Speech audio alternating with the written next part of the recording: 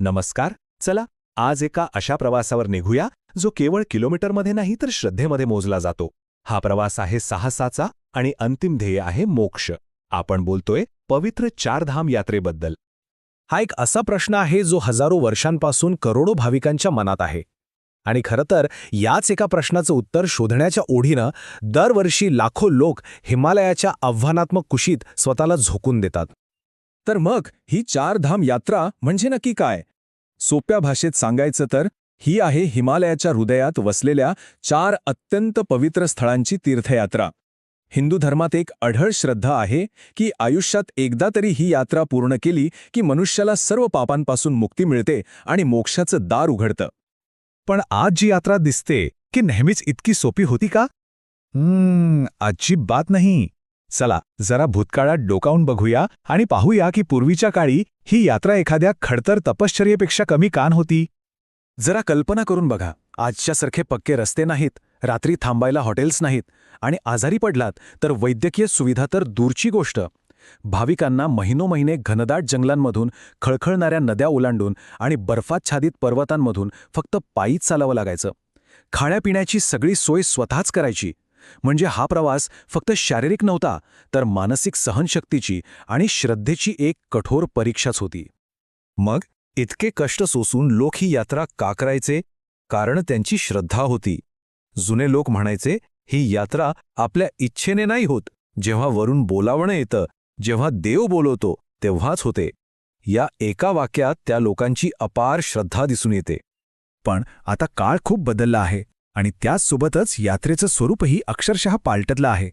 चला पाहूया आजची आधुनिक चारधाम यात्रा किती सुलभ आणि सोयीस्कर झाली आहे. इथे फरक अगदी स्पष्ट दिसतोय. जमीन आसमानाचा फरक आहे म्हणा ना. जिथे पूर्वी महिनोन्महिने पायी चालावं लागायचं तिथे आज फक्त 10 ते 12 दिवसात वाहनाने आरामात यात्रा पूर्ण होते.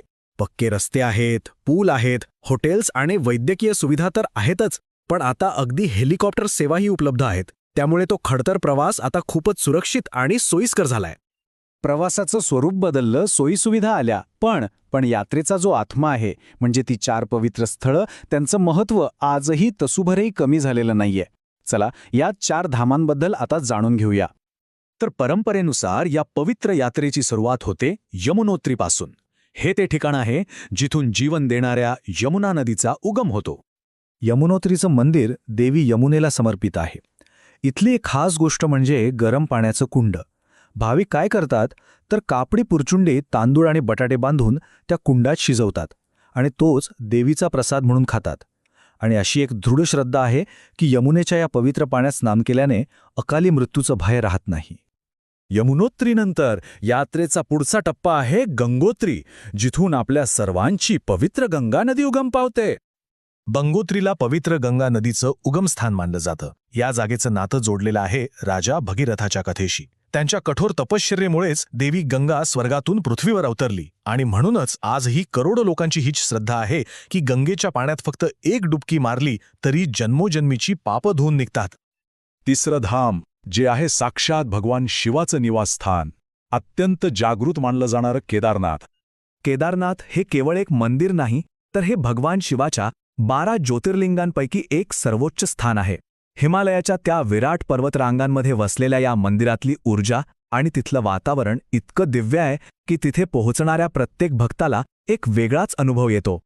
असं मानलं जातं की इथलं दर्शन म्हणजे थेट महादेवाची कृपा मिळवण्यासारखं आहे. आणि आता यात्रेचा शेवटचा पण तितकाच महत्त्वाचा टप्पा म्हणजे बद्रीनाथ. हे आहे भगवान विष्णूंचं धाम. बद्रीनाथ हे भगवान विष्णूंचं पवित्र निवासस्थान आहे. असं म्हणतात की या मंदिराची पुनर्स्थापना स्वतः आदिशंकराचार्यांनी केली होती. बद्रीनाथला वैकुंठाचा दरवाजा सही म्हणतात, म्हणजे पृथ्वीवरच्या स्वर्गाचं प्रवेशद्वारच जणू. यात्रेच्या शेवटी इथे पोचणं म्हणजे मोक्षाच्या अगदी जवळ पोचण्यासारखंच आहे. तर हा जो क्रम आहे ना तो खूप महत्त्वाचा आहे. यात्रा नेहमी याच क्रमाने केली जाते. सगळ्यात आधी यमुनोत्री, मग गंगोत्री, त्यानंतर केदारनाथ आणि सगळ्यात शेवटी बद्रीनाथ. धार्मिक मान्यतेनुसार हा क्रम अत्यंत शुभ मानला जातो आणि याच क्रमाने यात्रा केल्यास ती सफल होते असं म्हणतात. तर मग प्रवास सोपा झालाय हे खरं आहे, पण यात्रेचं जे मूळ सार आहे ते आजही तेच आहे.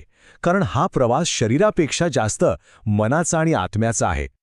विचार करा, शहरांचा तो सगळा कोलाहल मागे सोडून जेव्हा आपण हिमालयाच्या त्या नीरव शांततेत पोहोचतो तेव्हा मनाला एक अशी शांती मिळते जी शब्दात सांगणं खरंच खूप कठीण आहे. आणि त्याच शांततेत जेव्हा मंदिरांमधले मंत्रोच्चार आणि घंटानाद घुमतात ना, तेव्हा ते संपूर्ण वातावरणात एक वेगळीच दैवी ऊर्जा भरून टाकतात. आणि म्हणूनच म्हणतात की सोयीसुविधा कितीही वाढल्या असल्या तरी या यात्रेचं खरं मर्म हे बाहेरच्या जगात नाही, ते आपल्या आतल्या अनुभवात आहे.